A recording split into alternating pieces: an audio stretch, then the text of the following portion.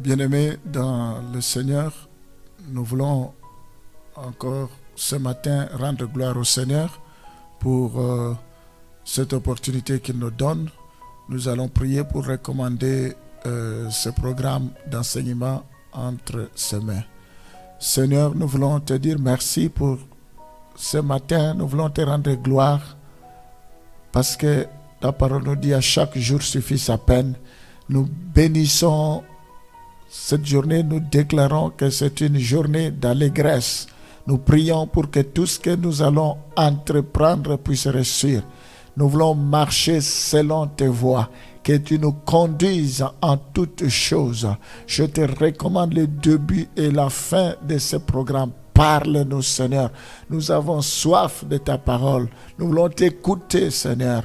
Ta parole est esprit et vie. Il est écrit, l'homme ne vivra pas seulement de pain, mais aussi de toute parole qui sort de ta bouche. Merci Seigneur. Merci mon Dieu. Nous voulons que toi tu puisses être le premier à dire un mot au courant de cette journée pour nous, pour que nous puissions vivre. Où irons-nous encore parce que nous avons compris que c'est toi qui as les paroles de vie. Voilà, nous voulons soupirer ce matin à tes côtés, Seigneur. Nous voulons vraiment que toi, tu puisses nous transformer, nous communiquer ta vie. Sois béni à jamais au nom de Jésus. Amen. 11. Après ces paroles, il leur dit, Lazare, notre ami, dort, mais je vais le réveiller. Donc, ici, toutes ces expressions dans la Bible concernent la mort des croyants. Donc, la Bible dit, heureux ceux qui meurent dans le Seigneur, heureux ceux qui auront part à la première résurrection. Ici, Jésus parle de Lazare qui est mort, mais il promet de pouvoir le ressusciter dans Actes des Apôtres, chapitre 4, 7 plutôt, Actes des Apôtres, chapitre 7, le verset 60. Puis, s'étant mis à genoux, il s'écria d'une voix forte, Seigneur, ne leur impute pas ses péchés, et après ces paroles, il s'endormit. Nous voyons là, il s'agit de lui-même, Jésus-Christ, lors de sa mort. Donc, il a crié une voix forte, Père, ne leur impute pas leurs fautes, pardonne-leur parce qu'ils ne savent pas ce qu'ils disent, et il s'endormit. Nous pouvons voir 1 Corinthiens 11, le verset 30. C'est pour cela qu'il y a parmi vous beaucoup d'infirmes et de malades et qu'un grand nombre sont morts. Donc, on parle toujours en rapport avec des croyants, mais jamais celle des incroyants. On peut vérifier également encore 3 textes, 1 Corinthiens 15, le verset 6. Ensuite, il est apparu à plus de 500 frères à la fois, dont la plupart sont encore vivants et dont quelques-uns sont morts. Donc, encore une fois, nous voyons Jésus, après sa résurrection, il est apparu plutôt, il a rencontré plusieurs personnes. La Bible parle de 500 frères à la fois, et la plupart sont encore vivants, comme la Bible dit à cette époque-là, et d'autres, quelques-uns sont morts. Il s'agit de ceux qui sont morts, de ceux qui meurent plutôt dans le Seigneur. On peut vérifier Corinthiens 18, le verset 51. Après, on va lire 2 Pierre 1, le verset 3 à 4. On va commencer d'abord 1 Corinthiens 18, le verset 51. Lire 2 Pierre, chapitre 3, le verset 4.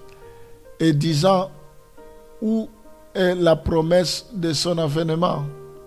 Car depuis que les pères sont morts, tout demeure comme dès le commencement de la création. Oui, ce sont autant de questions que les gens posent, que depuis que les pères sont morts, tout demeure comme dès le commencement de la création.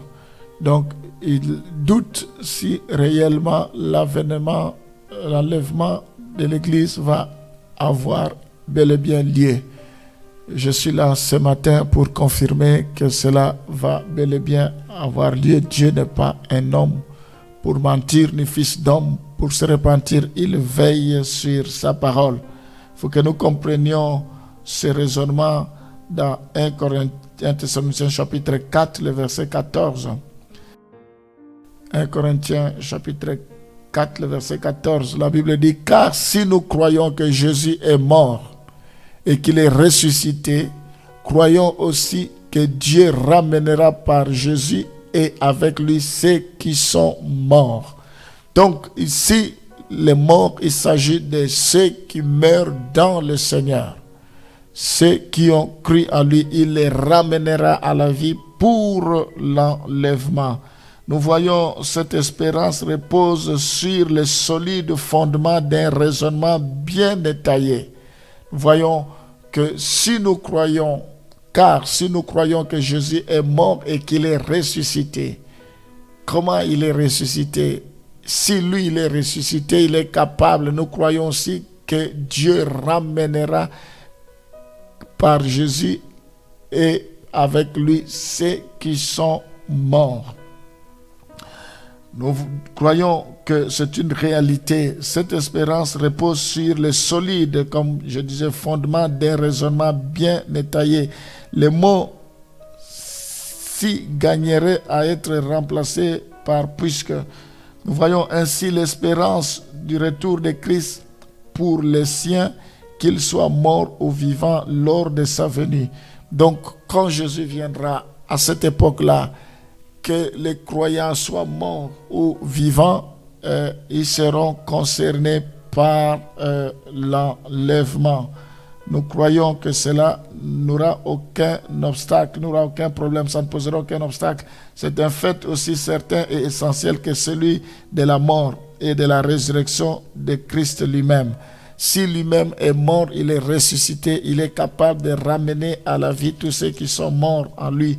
L'homme privé de certitude au sujet de la mort et de la résurrection de Christ n'aura pas non plus de certitude par rapport à sa propre résurrection. Nous voyons que si Jésus-Christ est mort, il est ressuscité, il faut que nous croyions que nous mourrons et nous serons aussi ressuscités. Nous voyons que c'est un raisonnement qui est logique. L'espérance chrétienne ne repose pas sur une philosophie spéculative quelconque. Nous ne devons pas nous reposer sur une philosophie. La mort physique et la résurrection corporelle de Jésus-Christ sont le fondement même de notre assurance. Donc nous ne devons pas placer notre foi sur une philosophie quelconque. Il faut que cela soit fondé sur la mort et la résurrection de Jésus-Christ. Nous voyons, béni soit Dieu le Père de notre Seigneur Jésus-Christ, qui, selon sa grande miséricorde, nous a régénérés pour une espérance vivante par la résurrection de Jésus-Christ d'entre les morts. Nous pouvons trouver cela dans 1 Pierre chapitre 1, le verset 3, avant de lire 1 Thessaloniciens 4, le verset 14.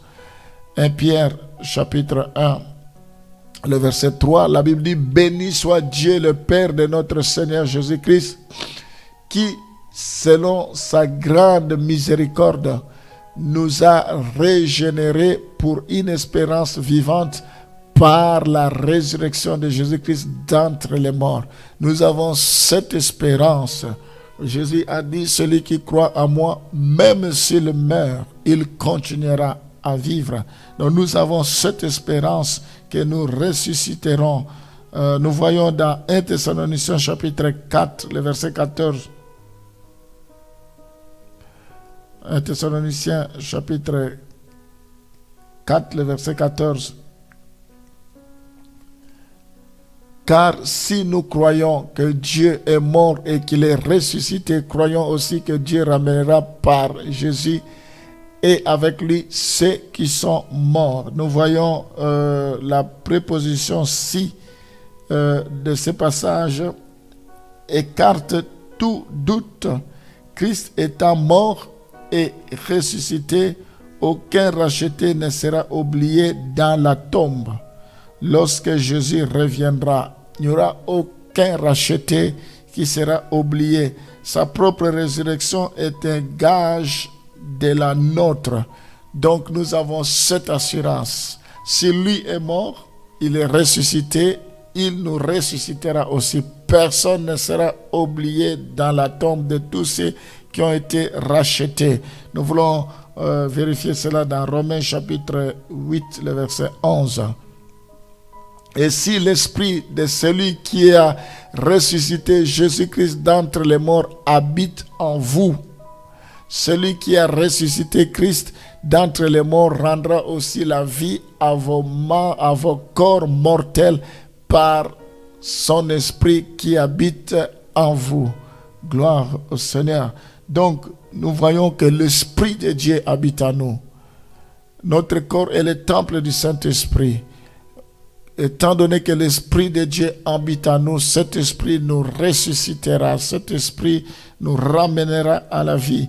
Nous pouvons voir dans 1 Corinthiens chapitre 6, le verset 14. Après, on lira 1 Corinthiens 15, 20 à 22. On commence par 1 Corinthiens 6, verset 14.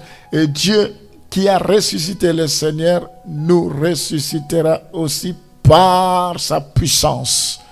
Alléluia.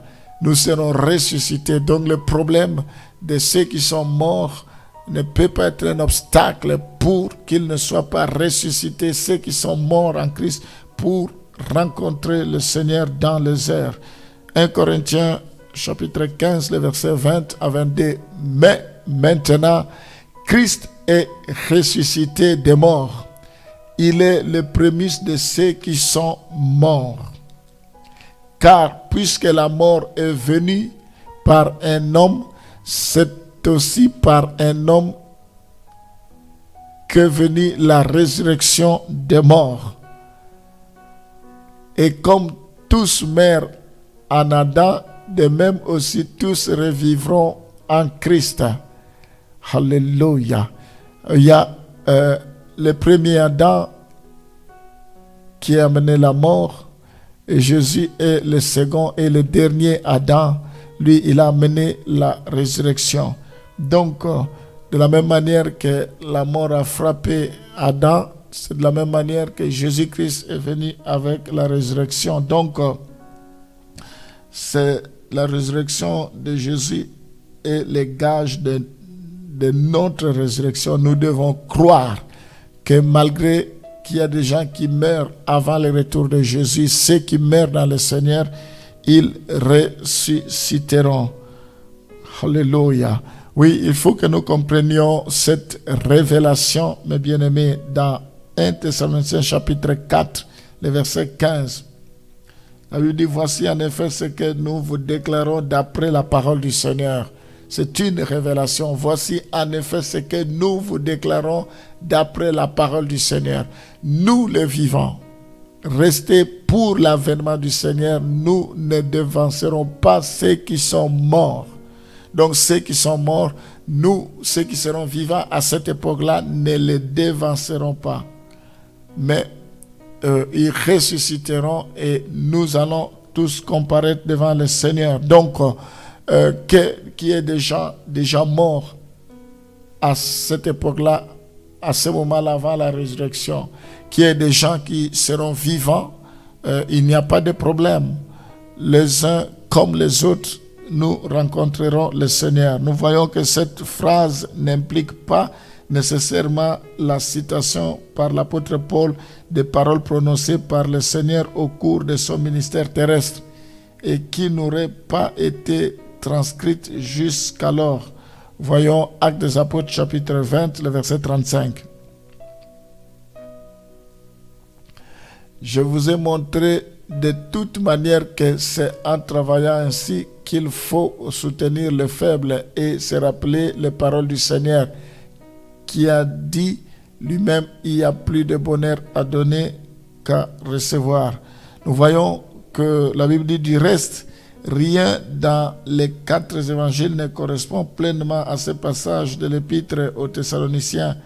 Et si quelques versets de son discours sur les monts des Oliviers évoque bien l'enlèvement, le Seigneur dans Matthieu 24, met surtout l'accent sur des scènes consécutives à cet événement.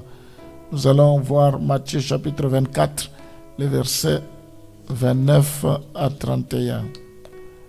Matthieu 24, les versets 29 à 31. Aussitôt, après ces jours de détresse, le soleil s'obscurcira, la lune ne donnera plus sa lumière. Les étoiles tomberont du ciel et les puissances des cieux seront ébranlées. Alors, le signe du Fils de l'homme paraîtra dans le ciel.